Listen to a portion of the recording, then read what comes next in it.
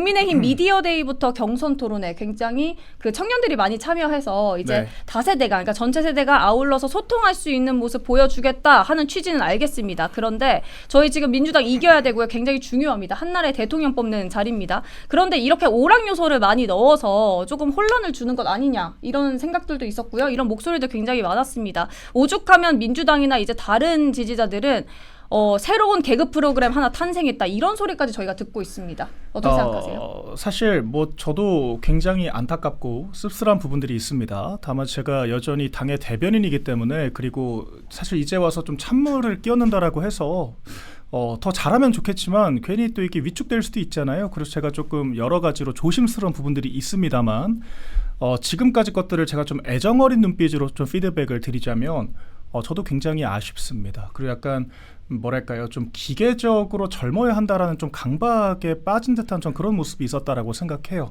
약간 그 꼰대와 사이다를 가르는 차이가 정말 그 종이 한 장 차이거든요. 네. 그러니까 그런 것들은 억지로 젊어 보이려고 하지 않는 것에서부터 시작이 되는 건데 너무 좀 경선이 그 표면상으로만 포장지만 젊어 보이려고 애를 쓴 것 같다. 그런데 정작 컨텐츠는 저도 젊은 축에 속하거든요. 제가 당에서는 30대 초반 네네. 당직자인데 젊은 제가 봤을 때도 젊은 사람들조차도 좀 공감하기 어려운 그런 좀 흐름이 아니었나라는 생각이 들었습니다. 특히 이건 많이 좀 도마에 오르기도 했더라고요.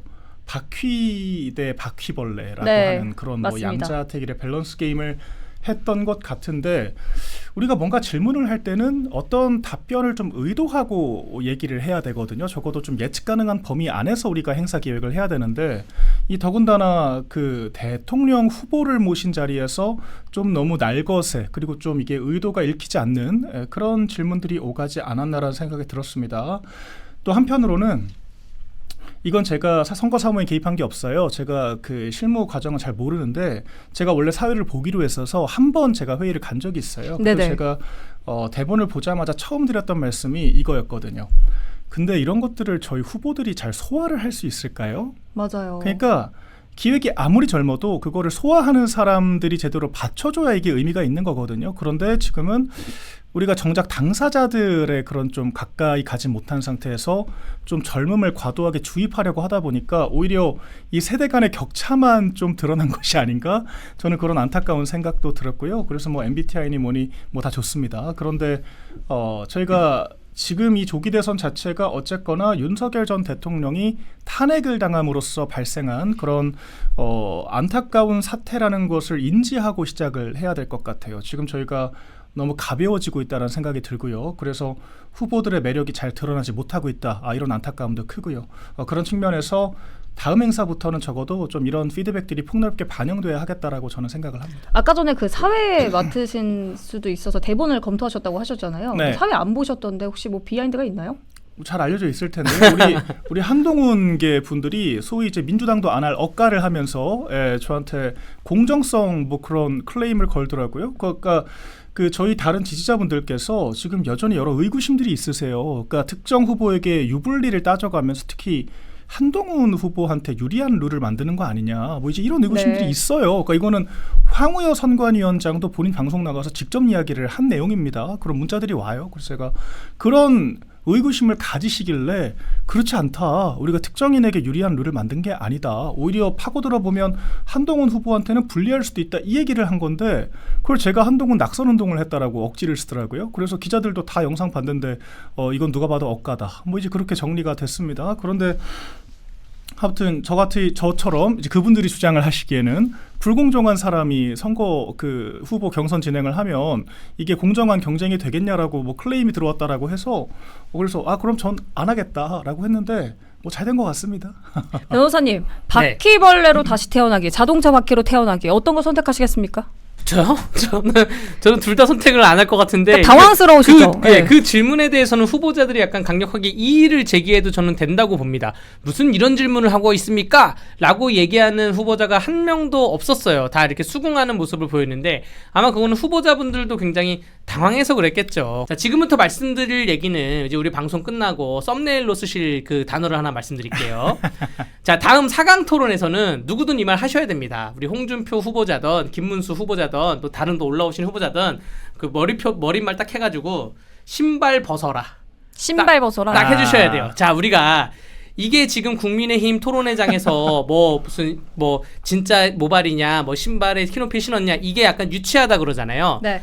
지난번 대선에 아마 노무현 대통령, 이해창 대통령하고 이해창 후보자하고 누가 붙었던 그 토론회 때 보면 이해창 후보자에 대해서 건강상 문제를 막 지적하니까 이해창 후보자가 갑자기 토론회장에서 앞에 나오더니 그때 굉장히 점잖은 토론이었는데 갑자기 이렇게 손을 해가지고 그 아래 땅을 대면서 내가 이렇게 유연하다, 네. 내가 이렇게 건강하다, 막 이런 모습을 막 보여줬어요. 그러니까 토론이라는 게 약간 그런 것이거든요. 토론이 마이크만 대고 하는 게 토론이 아닙니다. 본인이 갖고 있는 표정과 모든 신체 능력을 이용해서 상대를 설득하고 나에 대한 맞아요. 공격을 방어하는 게 토론인데, 자, 4강에 올라가면 누구든 한 분은 말씀하십시오. 자, 우리 다 같이 우리 맨발의 청춘으로 우리 국민 여러분들에게 낱낱이 보여드리는 의미에서 다 같이 신발 벗고 씁시다.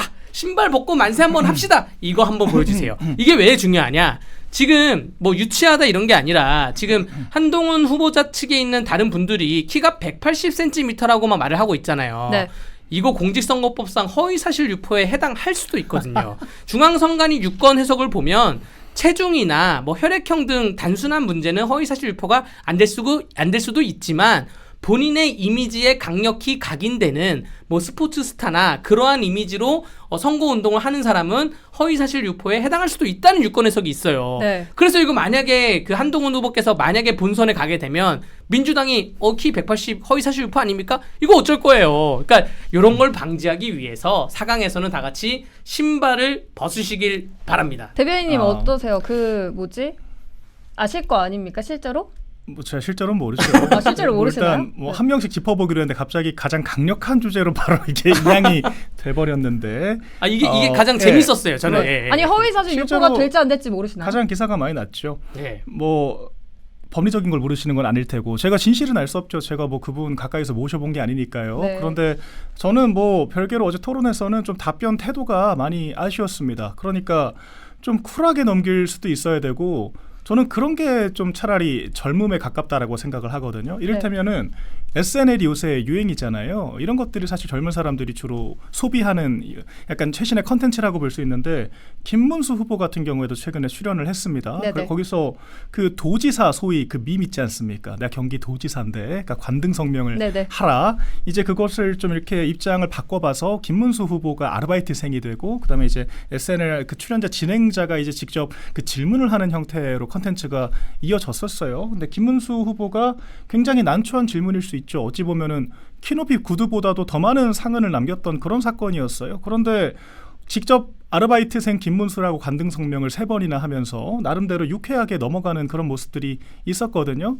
그런데 사실 댓글 반응도 굉장히 좋더라고요. 그러니까 김문수 후보가 노련하게 잘 대응을 했다. 그러니까 굉장히 민감할 수도 있는 건데 그런데 사실 어제 그 홍준표 후보가 청년의 꿈에서 이런 것들을 좀 물어달라고 요청이 있었다라고 네. 조심스럽게 물어봤단 말이에요. 그러면 그런 질문이 있었냐? 참 재밌는 질문이다. 제가 이 자리에서 한번 벗어볼까요? 만약 그랬다라 그러면 진짜 벗으라고 안 했겠죠. 그런데 그렇죠. 나름대로 좀 유쾌하게 넘어갈 수 있었을 것 같아요. 그런데 청년들이 아닌 것 같은데요? 라고 오히려 좀 되묻는 형태로 이야기를 했고 그 직후에는 유치하시네요. 라고 했잖아요. 근데 이렇게 시리어스하게 반응을 하면 오히려 더 진짜 같지 않습니까? 긁힌 거죠. 긁힌 거예요. 그러니까 요즘 말로. 제가 진위 여부를 알 수 없지만 괜히 그렇게 반응을 하니까 더 진짜처럼 보이고 더 뭔가 우스꽝스러워질 수가 있는 그런 상황을 자초를 한 겁니다. 그래서 오늘 보면은 계속 지금 생머리 그리고 키높이 구두와 이 가슴 뽕브라 이걸 둘러싼 그 관계자들 간의 갑론을박이 이어지고 있는데 정말 유치찬란합니다. 그러니까 유치한 질문이라고 공격을 할 거면 본인들도 유치하게 대응을 안 해야 돼요. 그런데 지금 대응하는 게 더 유치합니다. 뭐 이제 신모 관계자는 홍 시장도 무슨 뭐 이거 눈썹 그리지 않았느냐 이제 그런 얘기를 하고 또 이제 뭐랄까요? 또 한측에서는 이게 그 생머리와 이 가슴과 이 각각의 어떤 차이 그러니까 이를테면은 사실 탈모야 안타까운 일이고 병적인 문제니까 그럼 가릴 수 있는 건데 아니 가슴 이거는 얼마든지 운동으로 극복할 수가 있는 거잖아요. 근데 왜 그런 것들을 드러내지 않고 기만을 하느냐. 또 이제 이런 논리로 공격을 하는 이제 그런 관계자도 있더라고요. 제 얘기가 아니라 그런 식의 갑론을박이 오가고 있다라고 제가 말씀을 드리는 겁니다. 또 뭐라 할 수도 있기 때문에. 예. 전 말씀 끝나시고 뭐 이런 측면에서 결과적으로 이 젊음이라는 것이 제가 아까 꼰대와 사이다가 한 끗 차이라 그랬잖아요. 네네. 왜 젊은 사람들이 홍준표 후보에 더 열광을 하는가, 더 좋아하는가, 재밌다라고 이야기를 하는가, 그 경계를 잘 지키기 때문이거든요. 그러니까 무례한 질문처럼 보이지만 재미로 승화가 되잖아요. 그러니까 그런 받아치는 사람도 이것이 유치하다고 언어로 표현을 할 것이 아니라 그런 것들을 비언어적인 또 이제 제3의 리액션을 통해서 간접적으로 보여주는 이제 그런 노련함과 실력이 필요한데 그러지 못해서 안타까웠다. 네. 저 얘기가 나온 김에 이걸 정책적으로 한번 풀어보고 싶어요. 네. 저도 요즘 개장이 제가 85년생 이제 만 39살에서 40살 되고 있는데 인생의 가장 큰 고민이 탈모입니다. 제가 사실 지난번 대선을 앞두고 국민의힘 정책공모전에 이 탈모를 건강보험화해야 된다고 정책공모전에 냈다가 네. 그거 선정은 안 됐어요. 그게 선정 안 되고 법인 차량 뭐 색상번호판이 선정이 됐는데 이게 2021년 대선에도 약간 그 공약적으로 문제가 됐거든요. 이거 만약에 어떤 후보자가 내가 약간 탈모가 걱정이다라고 하면 본인이 갖고 있는 문제부터 정책적으로 풀어나가는 게 네. 정치인이 갈 길이다. 그래서 저도 원하지만 우리 대한민국의 수십만의 탈모인들께서 탈모를 건강보험화하는 걸 원했고요. 일정한 요건하에 한번 국민의힘에서 풀어봐 주시길 기도드리겠습니다. 이재명 후보가 네. 공약을 실제로 했었죠. 근데 이게 뭐 아무래도 실현은 좀 어려울 수 있을 것 같아요. 왜냐하면 이게 죽는 병은 또 아니고 사실 맞아요. 어찌 보면은 미용상의 그런 거기 때문에 좀 이렇게 피부과 다니는 거랑 비슷할 수가 있거든요. 아무튼 이거는 뭐 정책적으로 논의는 해볼 수 있을 것 같은데 그 자신의 약점을 오히려 강점으로 승화시킬 수 있는 그런 실력, 세련됨이 정치인에게 필요하다. 네, 이건 공감대가 있는 것 같습니다. 알겠습니다. 대변인님께서 계속해서 이제 소통적으로 표현해 주셔가지고 이게 방송에 계속해서 나갈 수 있을지 모르겠는데 오늘 하나 또 짤 만들어 주신 것 같아요. 계속해서 이제 손을 또 가슴에 올리는 모습을 보여주셔가지고 네, 알겠습니다. 저는 사실 근데 네. 그런 개념이 존재한다라는 걸 처음 알았어요. 그러니까 그 보통 여성들은 이렇게 뭐 속옷을 입지만 네. 남자가 손동작 줄이면서 말씀해 주세요. 네? 네, 손동작 줄이면서 남자들이 말씀해 이제 주세요. 보정 속옷을 입는다. 사실 뭐 저도 운동을 해봤고 사실 뭐 젊은 남자들은 요새는 일상적으로 자기 관리 차원에서 하잖아요. 근데 뭐 차라리 말라 보였으면 말라 보였지. 굳이 보정 속옷을? 그러니까 저는 그런 케이스를 적어도 저희 세대 제 또래 주변부에서는 본 적이 없어서 한 기자님이 이제 그런 의혹이 있다라고 저한테 알려주시고 나서 조금 충격을 받은 적이 있습니다. 네.